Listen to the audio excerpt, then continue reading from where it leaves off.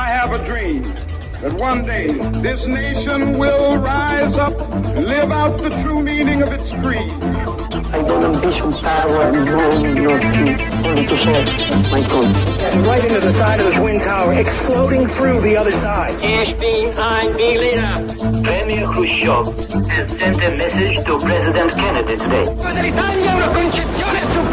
December 7th, 1941.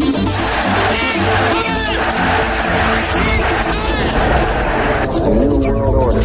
I'm prepared to wait for my answer until hell freezes over, if that's your decision.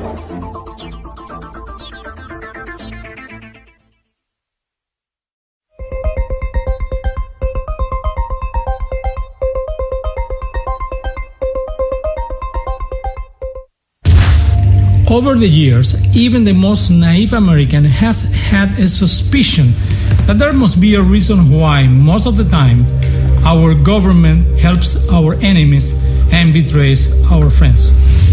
Just a handful of scholars have seriously studied the subject. The ones who have done it have concluded that the US government has been hijacked by a group of rich, powerful individuals who have been using it to advance their own private interests. This group has been called different names: the power elite, the insiders, the secret team, the shadow government, the usurpers, the invisible government. I'm talking about the Council on Foreign Relations, CFR, and their parasite organizations like the Bilderberger Group, the Trilateral Commission, the United Nations organizations, and the World Forum, just to mention the most important ones of a constellation of organizations working hard for the implementation of a new world order. The authors who first managed to point to the Council on Foreign Relations as the true center of the conspiracy discovered something amazing. Behind every act of treason to this country, working in the shadows, there is always one or more members of the Council on Foreign Relations or their associate organizations. The Council claims that it has no affiliation with the US government. Then, how can we explain these facts? Since the end of World War II, the number of Council on Foreign Relations members in key government positions has been growing continuously. In the last 50 years, all US Secretaries of State and CIA directors have been CFR members. The number of senior members of the armed forces that have CFR membership is growing. The most important people in the mainstream press are CFR members. CFR-controlled philanthropic foundations like the Rockefeller, Ford, MacArthur, and Carnegie bankroll every anti-American group in this country and many abroad. Since the end of World War II, almost every Secretary of State, CIA Director, Secretary of Defense, Chairman of the Joint Chiefs of Staff, National Security Council member, Federal Reserve Bank Director, is or has been a member of CFR. Also, several U.S. senators and Supreme Court justices are CFR members. Actually, no other organization, not even any of the three branches of the United States government, has such control over this country.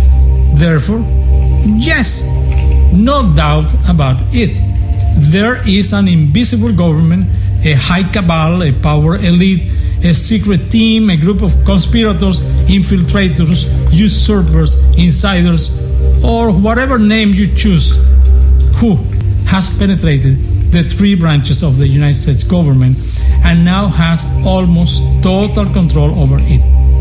It also controls the mainstream media and public education.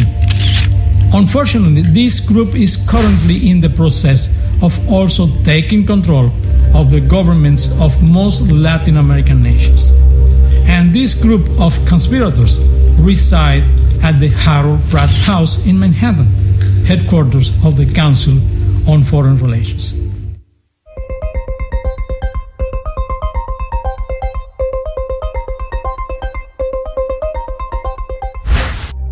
It is precisely there, at the Harold Pratt House in Manhattan, behind the backs of the peoples of the United States and the world, where a small group of Wall Street bankers and executives of transnational corporations, all of them senior members of the Council on Foreign Relations, are planning and implementing through their secret agents in the U.S. government the creation of a new world order. This new world order, which actually is a very old idea, will be a blown-up copy of the common fascist totalitarian nightmare Fidel Castro has successfully tested for almost half a century in Cuba. So, at least to me, it is an unexplainable paradox that the Bush administration, fully under the control of the most anti-democratic organization in the United States, and after signing a multitude of executive orders curtailing the democracy in this country, claims to be waging a war for establishing democracy in the world. The more I try to understand it, the less I understand it. Unless he has been exporting our democracy, and that may be the reason why we are having less and less democracy here in America.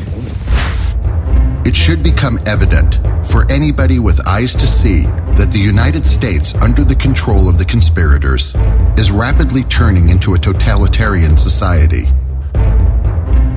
Currently, in the United States of America, a country that for many years was a beacon of liberty for the world, the authorities can legally spy, search, apprehend, and incarcerate any American citizen indefinitely, without the right of habeas corpus, legal representation, or a trial by jury.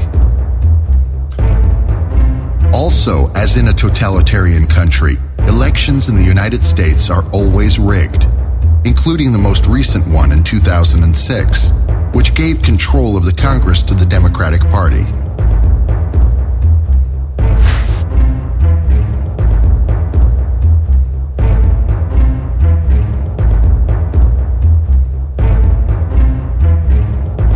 But this is another disinformational fallacy created by the conspirators and supported by the controlled mainstream press.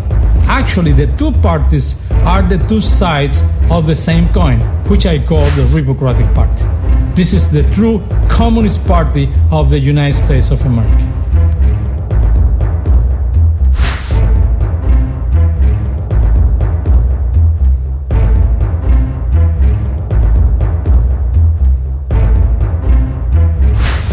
But it seems that finally, Americans are waking up from their media-induced dream.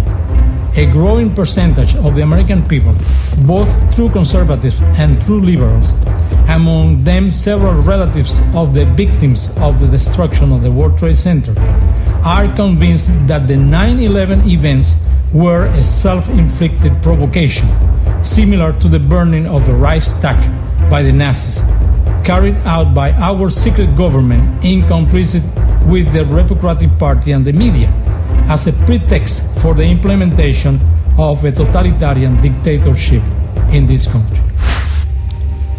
Please don't take my word for it. Go search in the internet and you will soon be convinced, if not that what these people claim is true, at least of the growing number of people who believe it. And don't believe for a moment the disinformers lie that the people who don't accept the government's explanation of the 9/11 events are just a bunch of leftists.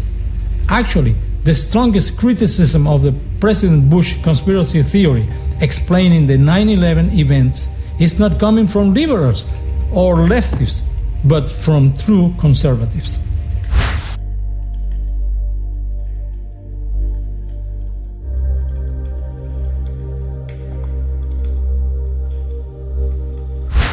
At the time we recorded this program, opinion polls indicated that 61% of Americans believed that their own government is directly responsible for the September 11th events. Currently, the number of books that point to the U.S. government as directly responsible for the 9/11 events is growing, and they are selling fast.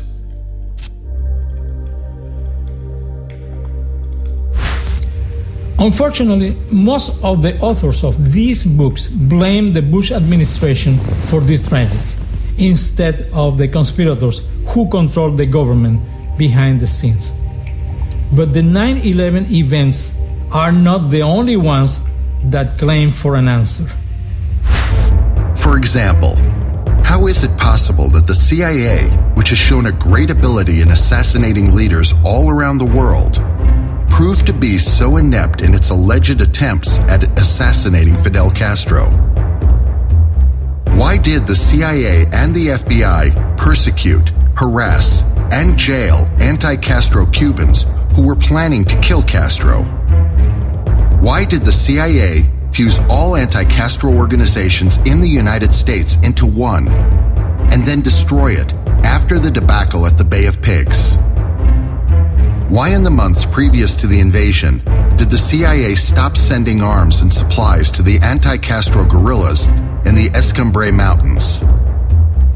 Why did the U.S. government leave the Bay of Pigs invaders in the lurch and fail to provide the air support promised to the invaders, sending them to a sure death? How was it possible that the country with the most sophisticated technical means of espionage failed to detect that Castro was sending troops to Africa, and only found out when he had more than 20,000 soldiers deployed in Angola? Did the U.S. spy satellites fail to detect that the Angolan ports were crowded with Cuban ships?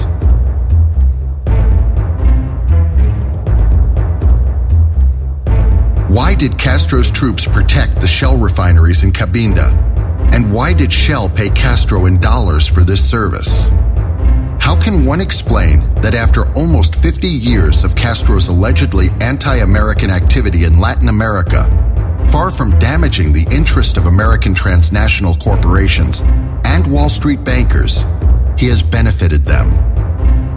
Why did United Nations Secretary General Kofi Annan declare that Cuba is an example from which we can learn? What are the secret reasons behind powerful people like David Rockefeller, Maurice Strong, Peter Peterson, and James Wolfenson, all of them senior CFR members, for publicly saying that Castro's Cuba is a model to follow?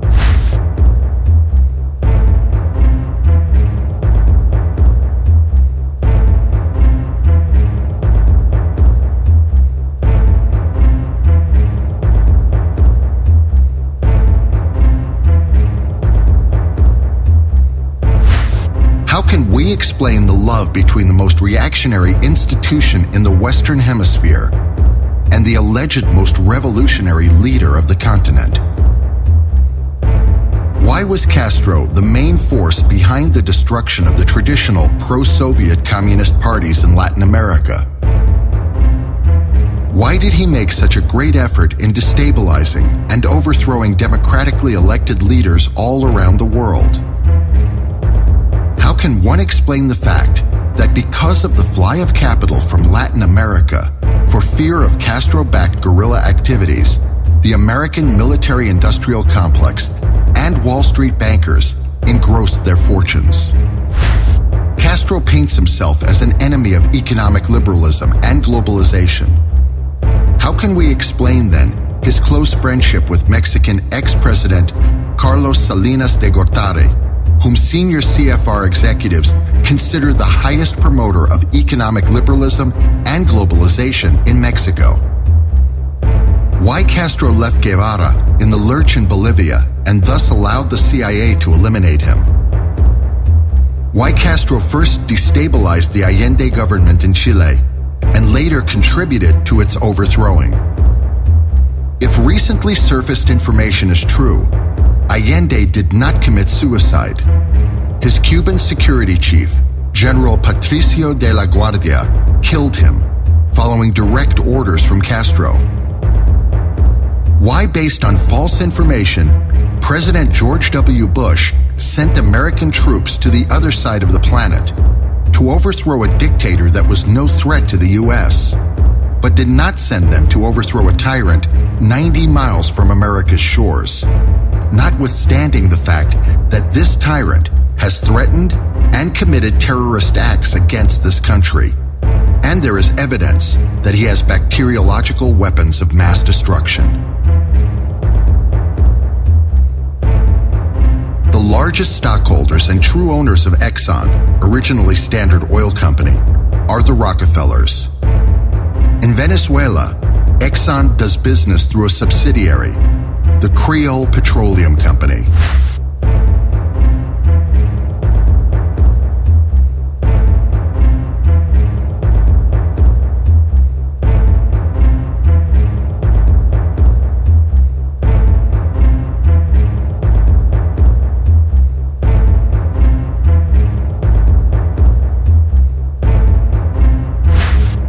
But it is known that Creole is a CIA creation. Actually, in Venezuela, Creole means CIA. How can we explain that the Rockefellers, who on many occasions have used the CIA to protect their interests, have done nothing to protect their businesses from Chavez, and even sent their agent Carter to consolidate the Venezuelan leader in power? All these questions, and many more that would make this list too long, are almost impossible to answer by a historian. To an intelligence analyst, however, they would be relatively easy to answer. Actually, the answers have always been in front of everybody's eyes. For example, the answer as to why the US government, under the Wall Street oligarchs' control, has tolerated Castro all these years and now tolerates Chavez is because, far from being a threat to the Wall Street's oligarchs, both of them are secretly working to help the bankers carry on their plans of global dominance. For almost half a century, Castro has allegedly been fighting American imperialism all around the world.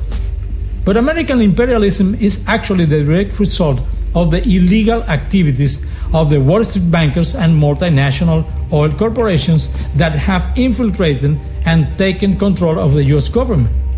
Now, can one find just a single case in which Castro anti-American actions have damaged the interests of the oil corporations and Wall Street bankers? If you know any, please let me know, because I have found none myself. On the contrary, what I have found is that one way or another, Castro always ends up by benefiting the interests of the corporations and the Wall Street bankers he claims to hate. The case of Angola is perhaps the most obvious example, but not the only one.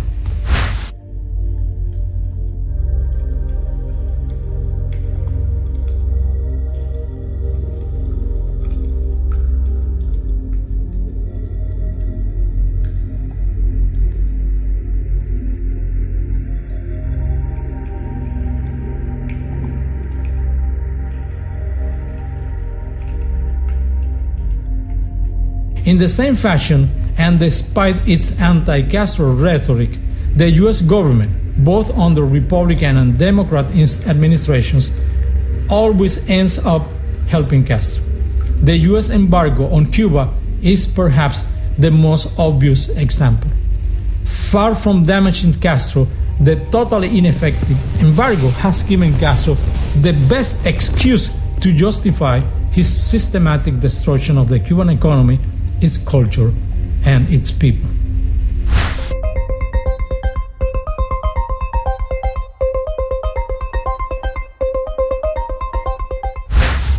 Every other day I hear some conspiracy theorists airing his suspicions that the CIA has fallen under the control of an evil rogue cabal.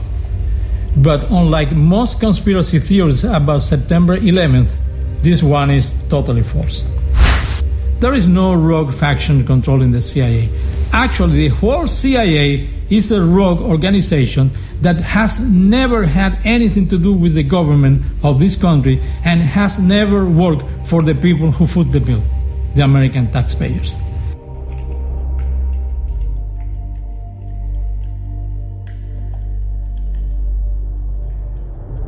Dozens of books and hundreds of articles have been written in which authors blame the CIA for most of the aggressions to countries in Latin America and the rest of the world. What most of these authors, some of them well-intentioned, some of them agents of disinformation, fail to point out is that since its very creation in 1947, the CIA has always been the hidden military arm of the CFR.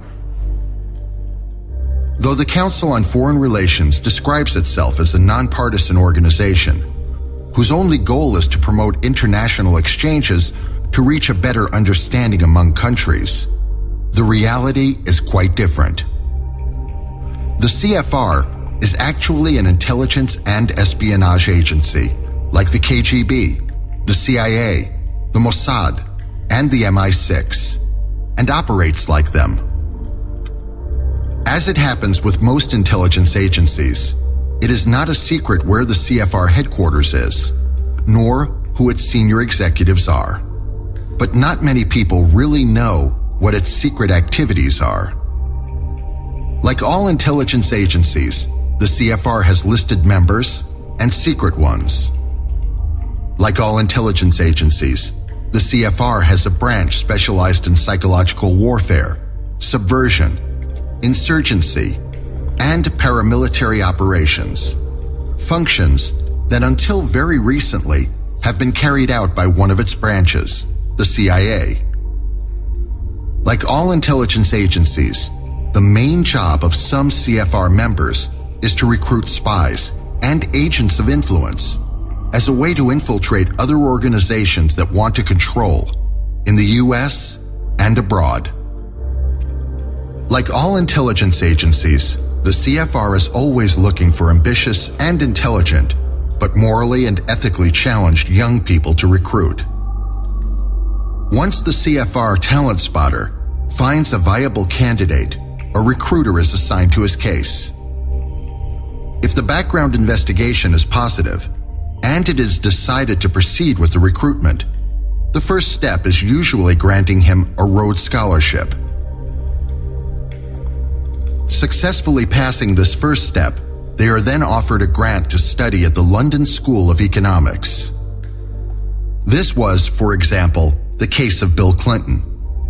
Once Georgetown professor Carol Quigley, a CFR talent spotter, detected young Bill, and it was verified that he had the right stuff, he was offered a Rhodes Scholarship. History proved that the selection was the right one. The CIA is an offshoot of the OSS, the Office of Strategic Services. But contrary to the common myth advanced in books like William Stephenson's A Man Called Intrepid and others, the OSS, also known as the Oh-So Social because of the high social class of most of its members, was a sort of a joke concocted by the children of the privileged who had discovered a way to avoid fighting the enemy face to face by taking refuge in the universities. Suddenly, they were offered a way to fight a war without getting involved in the messy and risky part of it. Most of the highly touted successes of the now legendary OSS were highly exaggerated, and the military never had any respect for them. This explains why, when the OSS tried to expand their operations to the Japanese front, the Navy told them a thanks but no thanks polite refusal. Most members of the military high command were extremely dissatisfied with the work of this band of arrogant aficionados with access to large amounts of money and lacking in the most elementary techniques of intelligence and espionage. If the OSS did a wonderful job, it was for its Wall Street masters. It had nothing to do with the purported one, and its true goals had nothing to do with benefiting the interests of the United States or its citizens. Unfortunately, this was a vice inherited by the CIA. General William Wild Bill Donovan, the man the Wall Street bankers and oil magnates selected to direct the OSS, was a Wall Street lawyer and member of the Council on Foreign Relations. His right hand, Allen Dulles, was also a Wall Street lawyer and senior CFR member. Through his OSS office in Bern, Switzerland, Dulles' main job during World War II was actually protecting the interests of CFR members, most of them with strong Nazi connections.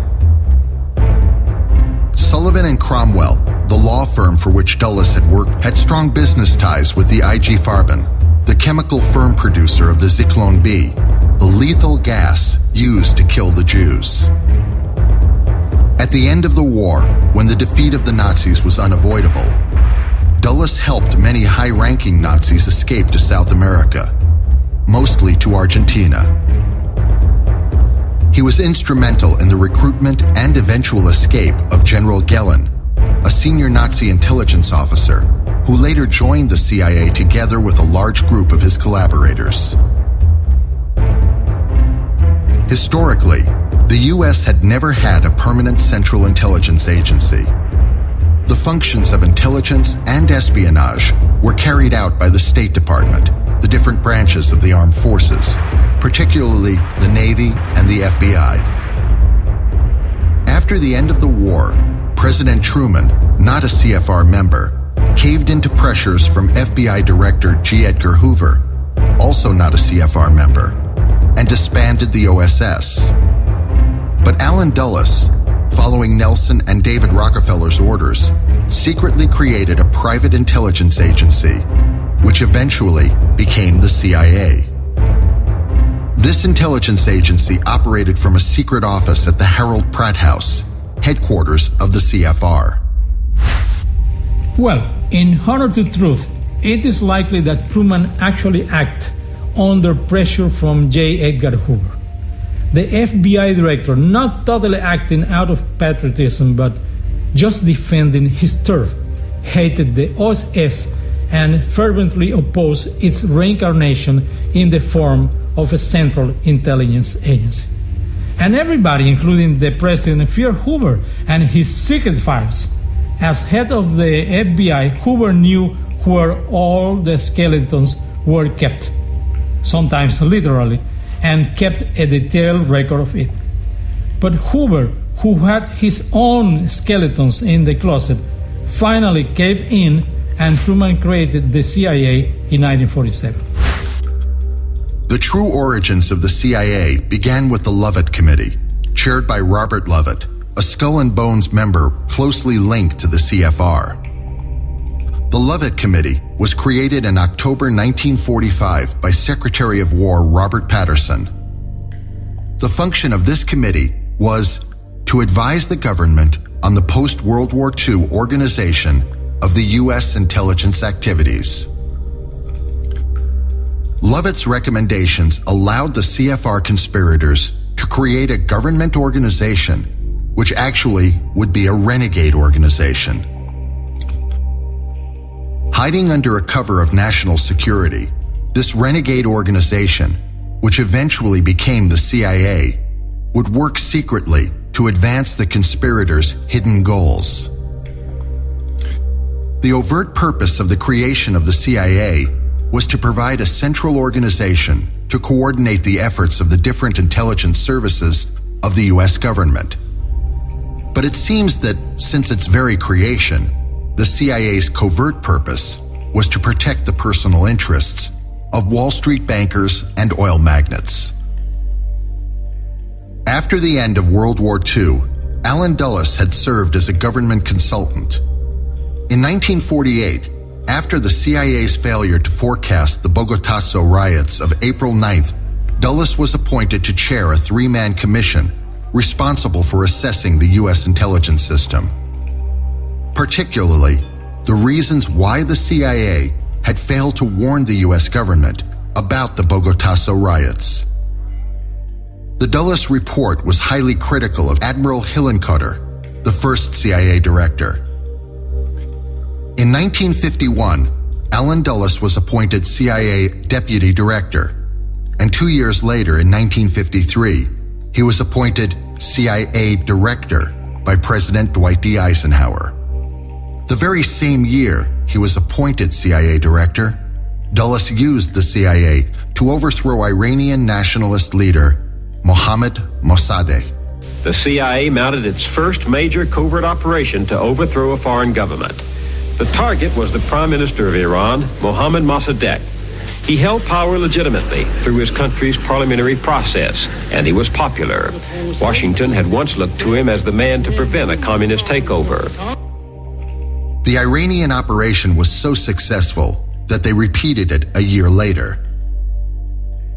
In 1954, the CIA planned and executed Operation Ajax, the coup d'etat which overthrew Guatemala's democratically elected president, Jacobo Arbenz. So with its own planes and pilots, the CIA then bombed the capital. Arbenz fled and was immediately replaced by an American puppet, Colonel Carlos Castillo Armas.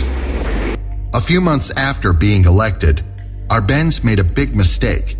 He nationalized some unused land owned by the United Fruit Company. Allen Dulles and his brother John Foster Dulles were partners in the Wall Street law firm of Sullivan and Cromwell. Among their important clients was the Rockefeller-owned United Fruit. With John Foster Dulles heading the State Department and Allen Dulles heading the CIA, they were the key CFR secret agents in charge of Eisenhower's foreign policy, and they made sure that the interests of Sullivan and Cromwell's clients were not ignored. The Guatemalan coup, which cost American taxpayers $20 million, was perhaps a setback for American interests in Latin America because it reinforced the image of an imperial U.S. forcibly affecting the destinies of her Latin American neighbors. It was, however, a total success for CIA Director Allen Dulles and his CFR masters.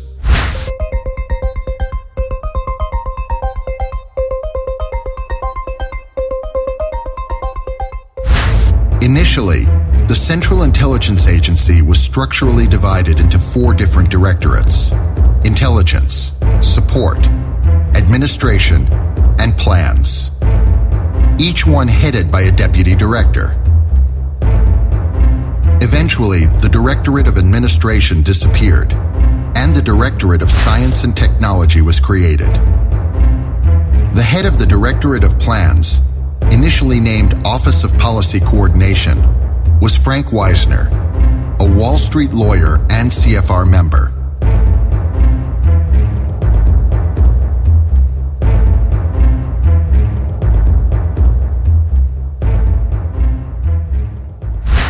According to an anecdote, when Joseph Stalin was informed that the Vatican, after knowing that the Red Army had surrounded Berlin with an iron fist, had declared war against Nazi Germany, he laughed heartily and asked, "How many divisions does the Pope has?" The CFR conspirators had an enormous amount of money to enforce their power, which they efficiently distributed through their philanthropic foundations as a way to buy critics and would-be dissidents. But there were some people in the world who refused to get bought. What to do with them? Like the Vatican, the CFR conspirators lacked an army to carry out their military operations to force their will upon rebellious leaders who didn't bend to their money. So they realized that the only way to have their own personal army without alarming the American people was to make it invisible. Therefore, they created it surreptitiously, keeping it hidden under the cover of a legitimate U.S. government organization. Then, using their secret agents infiltrated in the U.S. government, they forced the creation of the CIA, which was just a continuation of the OSS under a different name, down the throats of naive or corrupt American politicians. And the CIA proved to be exactly the right type of organization for that illicit purpose. In the first place, it was free, because American taxpayers were paying for it. Secondly, because thanks to the CIA's characteristic of secrecy, intrinsic to all intelligence services, it was easy to hide its real activities from the American public.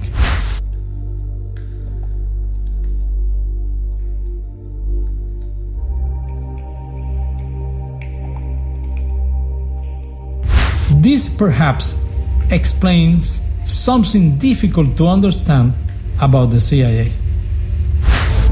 The main reason given to the American public for the creation of the OSS and eventually the CIA was to avoid Pearl Harbor-like surprises. But over and over, the CIA has been taken by surprise for events they didn't foresee.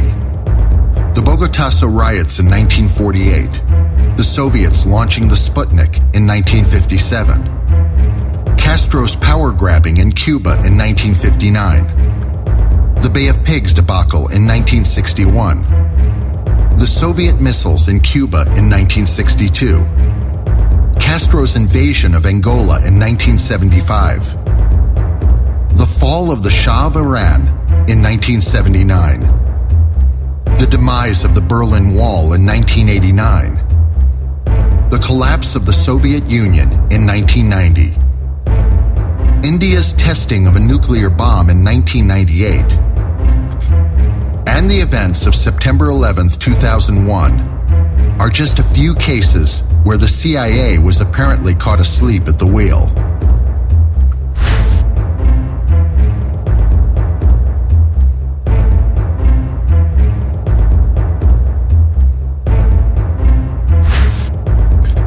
A simple analysis of the CIA's intelligence failures shows that they seamlessly dovetail with CFR's successes. It would appear most of the international political goals of the CFR have been reached thanks to the CIA's alleged failures. This explains why after every alleged failure, nobody at the CIA is ever disciplined, let alone fired. And the CIA's budget is raised. The lone exception was Allen Dulles, and we know what happened to President Kennedy for firing him. Therefore, contrary to the disinformers' claims, far from accumulating failures, the CIA has always been one of the most successful tools used by the conspirators, entrenched at the Council on Foreign Relations, in their pursuit of their hidden goal, the creation of a communo-fascist global government controlled by the Wall Street bankers and oil magnates corporations, what they euphemistically call the New World Order. James Jesus Angleton, the legendary CIA chief of counterintelligence, was convinced that the KGB had infiltrated several malls at the CIA's highest levels. With the benefit of hindsight, it seems that Angleton was right. The CIA had been penetrated by enemy malls. But the malls were not agents of the Soviet Union, but of the Council on Foreign Relations. And, paradoxically, Angleton himself was one of the malls. If the actions of the CFR malls infiltrated inside the CIA and the US government have benefited America's enemies, it is because one of the CFR's goals has always been the destruction of America as we know it. In their struggle to attain this goal, the conspirators have been using America's enemies as proxies. And there is no doubt that they have been highly successful. The CFR conspirators never gave any weight to the allegedly most important CIA directorate, intelligence. This explains why, since its very creation, the CIA has accumulated failure after failure in the area of intelligence collection and analysis. But they were very careful in making sure that the director of the CIA, as well as the deputy director of plans, and his close senior collaborators were all trusted CFR members, thus guaranteeing an absolute control over the area that really mattered to them: covert military operations.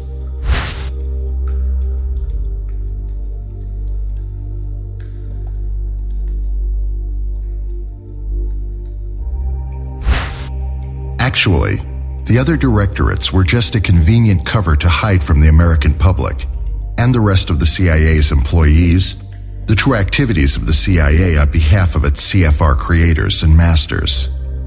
This explains the true cause of most of the CIA's intelligence failures. Many well-intentioned, dedicated CIA employees have worked their whole life for the CIA, retired, and died without realizing that they had been recruited under a false flag.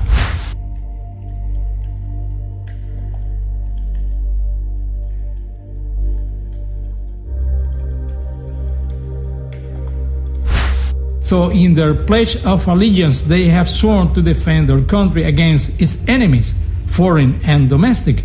Unknowingly, they have worked their whole life advancing their interests of the people who want to destroy this country.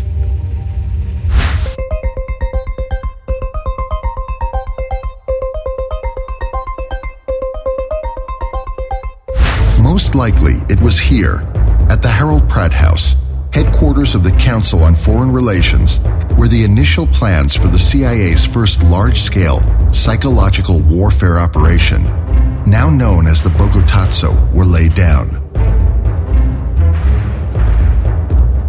A new agent they recruited in early 1948 played a cardinal role. This secret agent was sent to Bogota, Colombia, on a secret mission. Once there, acting as an agent provocateur, he coordinated the assassination of Colombian populist leader Jorge Eliezer Gaitan. This new secret agent the conspirators had recruited was a young Cuban university student named Fidel Castro. His first mission consisted in traveling to Bogota, Colombia, planting false evidence and creating false clues implicating the communists in the assassination of Gaitan and the Bogotazo riots. He was very successful. It was not a coincidence that U.S. Secretary of State George Marshall was in Bogota at the time, presiding over the 9th International Conference of Latin American States. Following the plan, the day after the tragic events, Marshall blamed the communists for the assassination of Gaitan and the riots.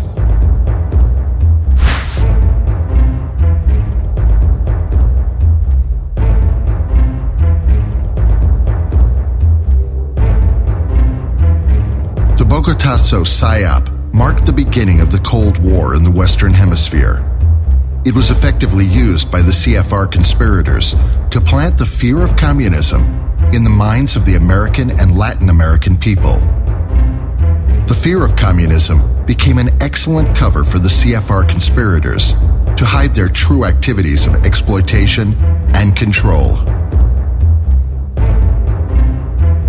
Since then, Fidel Castro has never stopped working for his CFR masters, initially through his CIA controllers and later directly with them. As a way of payment for his important services, Castro's CFR masters have allowed him to continue working unmolested in the systematic destruction of Cuba and its people. In the process, growing his numbered accounts in Zurich.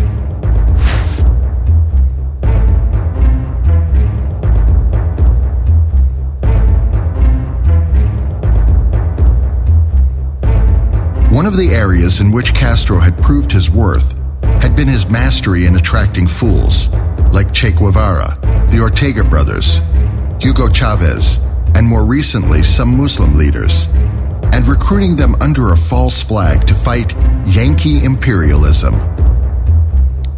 One of the techniques favored by intelligence services all around the world is the creation of their own controlled pseudo-opposition to create Hegelian-type managed artificial conflicts. And the CFR conspirators have made an art of it. The mysterious explosion of the French freighter La Coubre in Havana Harbor, the Bay of Pigs invasion, the guerrilla wars in Latin America, the invasion of Angola, the death of Che Guevara, and the assassination of Presidents John F. Kennedy and Salvador Allende, the shutdown by Castro's mix of 2 American civilian planes, just to mention a few, were CFR, CIA, Castro joint operations planned by the CFR conspirators. At some time, Orlando Bosch and Eden Pastora realized that the CIA-Castro mixture was very unhealthy, and that saved their lives. Francisco Camaño, Jorge Ricardo Massetti, Salvador Allende, Che Guevara, and many other gullible fools like them discovered it too late and paid dearly for their big mistake. On February 24th, 1996, Castro's MiG shot down 2 unarmed American civilian planes over international waters, killing 4 Americans. The planes belonged to the Miami-based Brothers to the Rescue organization, an anti-Castro group providing help to rafters escaping from the island. A month before, Leslie Gelb, then president of the Council on Foreign Relations, had visited Havana and had private meetings with Fidel Castro.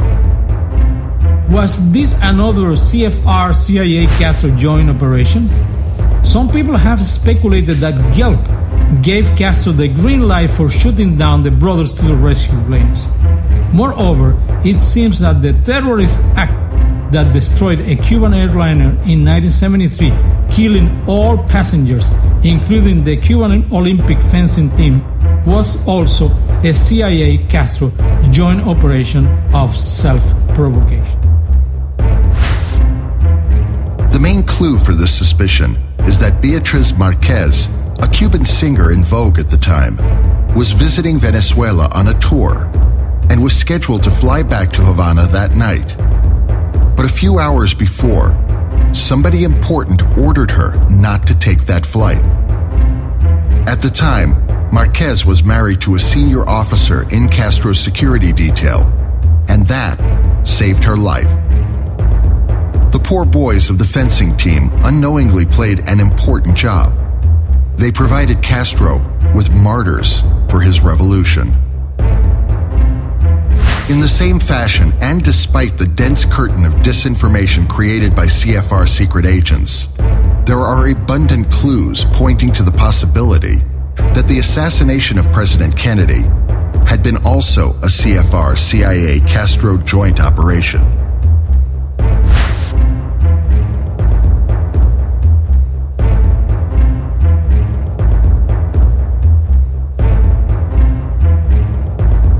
Moreover, everything seems to indicate that the flooding of the U.S. with drugs from South America has also been a joint CFR-CIA Castro operation, a sort of opium war planned by the CFR conspirators to destroy the moral fiber of the U.S. as a way to facilitate the establishing of a totalitarian regime in America. Of course, as a key CFR secret agent, Castro also played his role on behalf of the Wall Street bankers and oil magnates in the fateful events of September 11, 2001.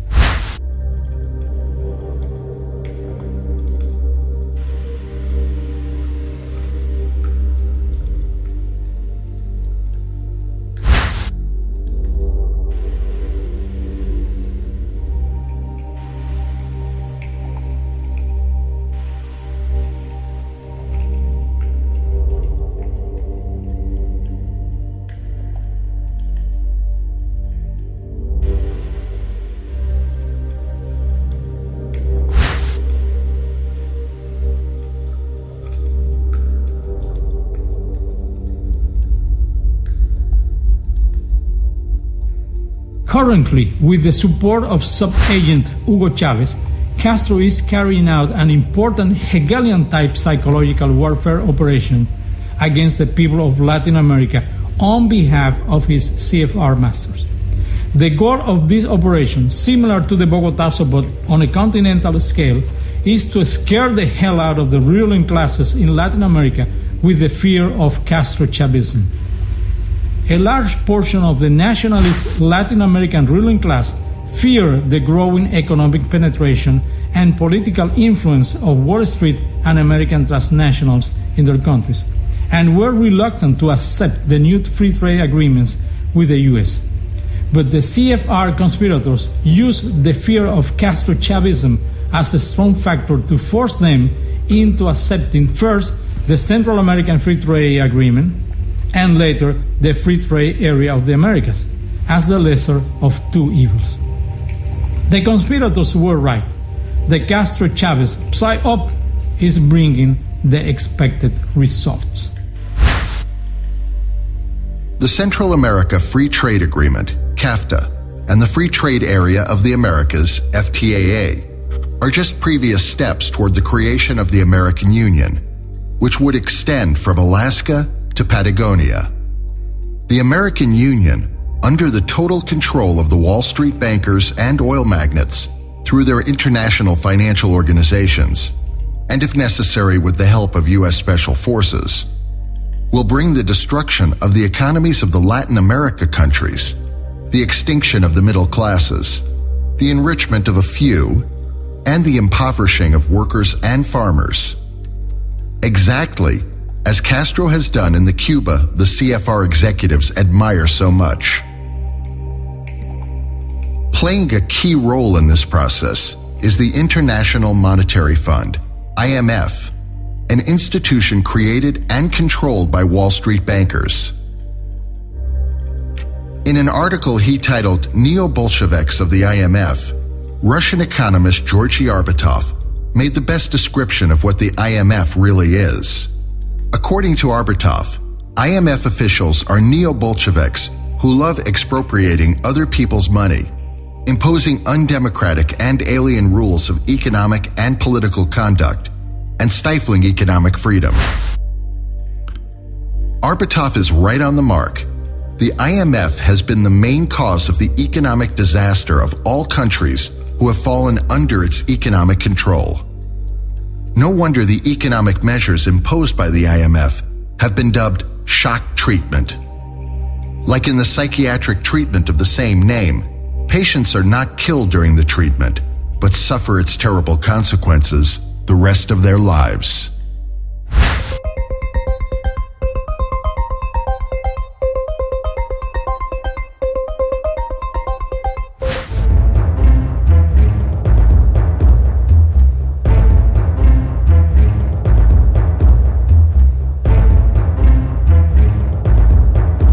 Brainwashed American public went to the polls with the wrong belief that by bringing the Democratic faction of the Republican Party to power, things would change for the better. They were wrong.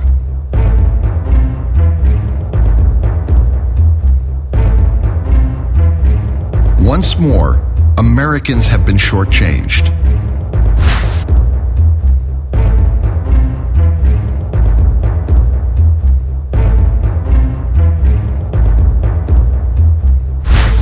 After taking control of Congress, members of the Democratic faction of the Republican Party are talking about a new direction in American domestic and foreign policy. If there is any appreciable change, it will be a tactical one, just enough to make gullible Americans believe that there has been a true change. But the CFR secret agents infiltrated in both factions of the Republican Party will guarantee that the overall strategic goal will continue being the same, destroying this country as we know it, and bringing about the communo-fascist tyranny of the New World Order.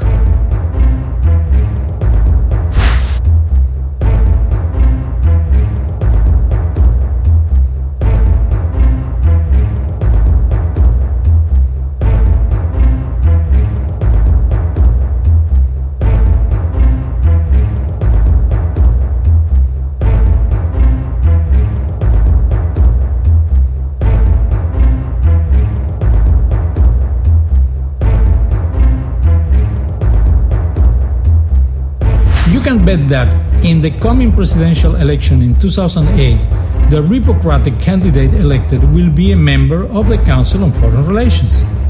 And this president will appoint even more CFR members to key government positions than previous presidents. And no serious non-CFR control commissions to investigate the 9/11 events will be created. And the borders will remain open, and the process of changing the U.S. into a third world country will continue uninterrupted. And things, as usual, will keep going from bad to worse. And the president American voters will elect in 2008 most likely will be the last president of the United States of America as a sovereign nation. Soon after, the United States of America will disappear as a sovereign country after fusing itself with Canada and Mexico into the new North American Union.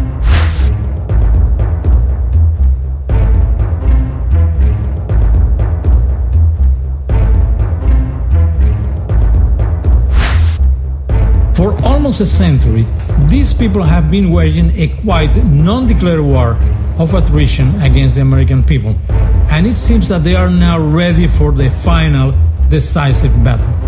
Unfortunately, as the recent midterm elections shows, the American people have reacted against the puppets, leaving the puppet masters untouched.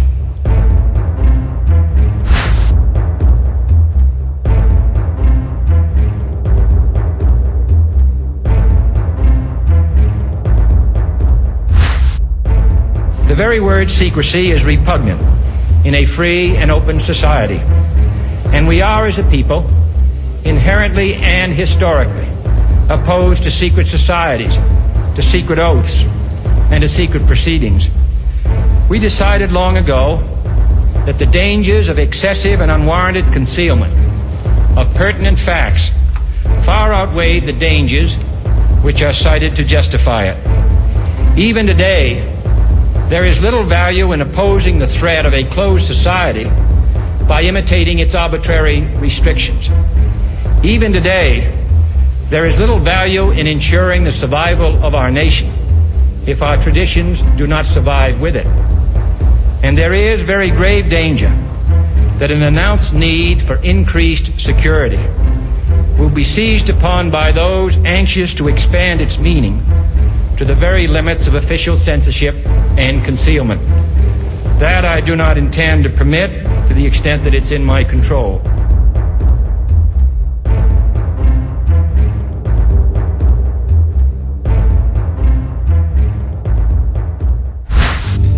This is Truth Lies, and I am Servando Gonzalez.